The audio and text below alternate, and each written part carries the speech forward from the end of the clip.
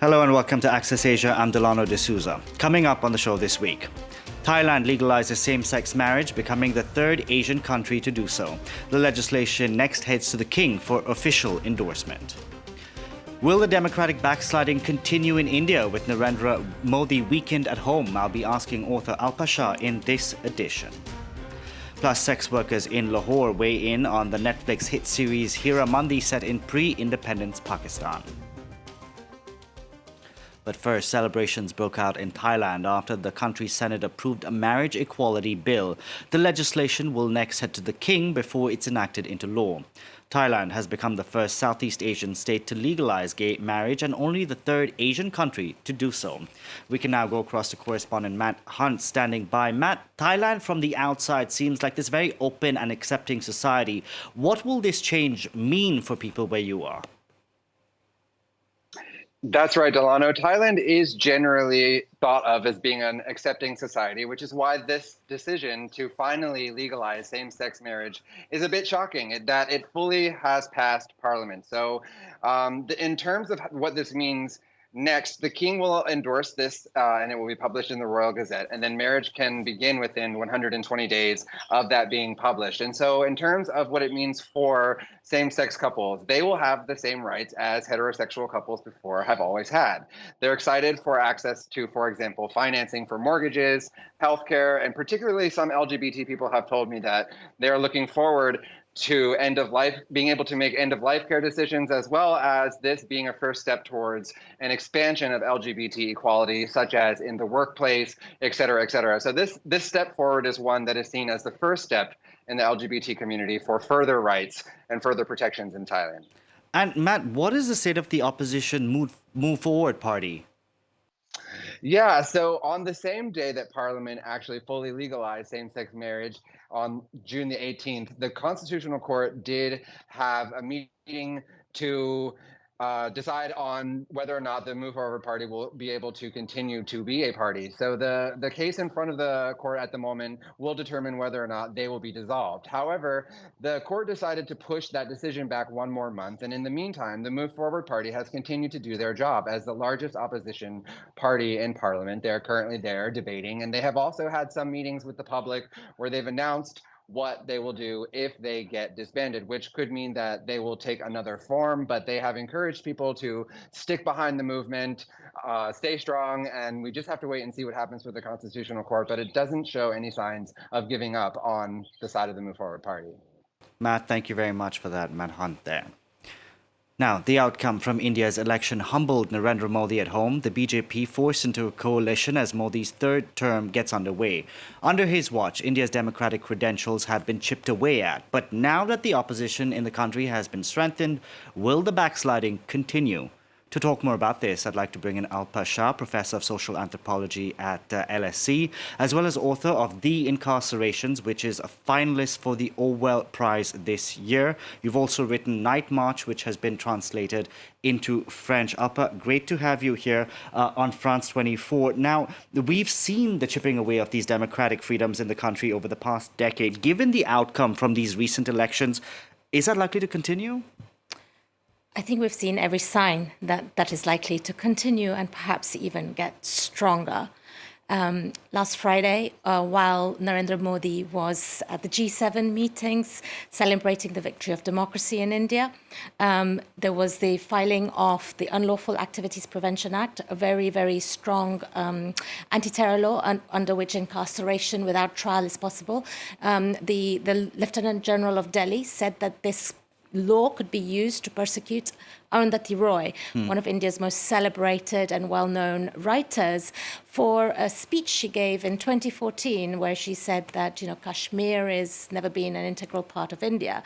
And this, I think, is every sign that they are a message to all dissenters, all democratic rights activists who are questioning the regime in power, that, we are back, we're back even stronger, and be careful, you're next. But I want to ask you, would Narendra Modi risk jailing somebody like Arundhati Roy, who has recognition on the world stage. She was on the jury at the Cannes Film Festival here. She is a chevalier here in France. Would he risk that? Well, I think we don't know whether they're going to take action and actually incarcerate her. But just using the UAPA, saying that the UAPA can be, the anti-terror laws can be used against her, is a very, very strong message to all critiques of the government to basically silence them. And of course, this law has been used against people who we never thought it would be used against in the past. Professors, lawyers, human rights activists, journalists, trade unionists, the infamous BK16, this group of human rights activists who are, many of who are still in prison, 6 years on, no trial begun, evidence implanted on their computers. But I want to ask you, what is this obsession with narrative building? Because we've seen recently a second French journalist who has been not granted authorization to work in India as a journalist. He's married to an Indian citizen. He had an OCI card which allowed him to stay in India.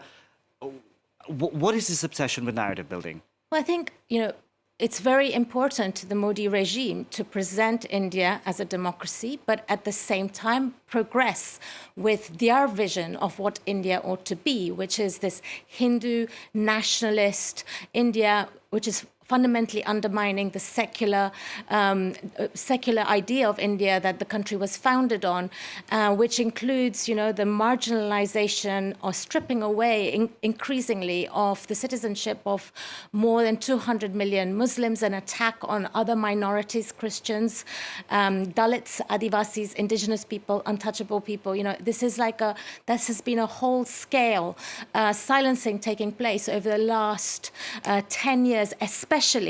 And what we see now is basically we will see this progressing further. A wounded tiger is a dangerous beast, and the media is very fundamental to this. They have had takeover of most of the mainstream media within the country, and foreign journalists have been known to be very critical of the regime. So there's been an increasing silencing of foreign journalists as well to play the regime's tune. I want to talk about not just journalists, but we have YouTube fact checkers who've emerged pretty powerful. Their voices. Dhruv Rathi, for instance, I've interviewed him here on this show.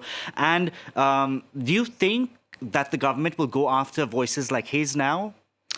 Yeah, I think there is every prediction that they are going to use various laws, media broadcasting laws that they have, to clamp down on people like Dhruv Rathi, on Ravish Kumar, who has, another brilliant Indian journalist who has a very large independent following, who was one of the last independent news journalists on NDTV, who then left NDTV, just won the Peabody Award with his director for his film While We Watched. And what we have is that all of these independent journalists have created their own news platforms, which have mass followings, which have been very influential in the last election in showing a different light on the Modi regime to ordinary people in the far corners of the country. Hindi-speaking people. Hindi-speaking people, and young people like Dhruv Rathi has reached, but also older people like Ravish Kumar has been able to reach. And so these people, a lot of people have been very influenced by their WhatsApp videos and, which go viral and which get, 2 million viewers overnight, for example.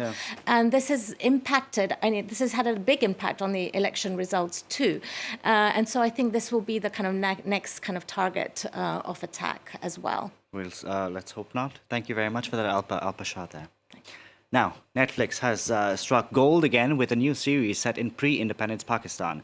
Hira Mandi follows courtesans who use sexuality to gain power and privilege. But while sex work is often glamorized on film, the women currently working in Lahore's sex industry say the reality is markedly different. Charlie James has the story.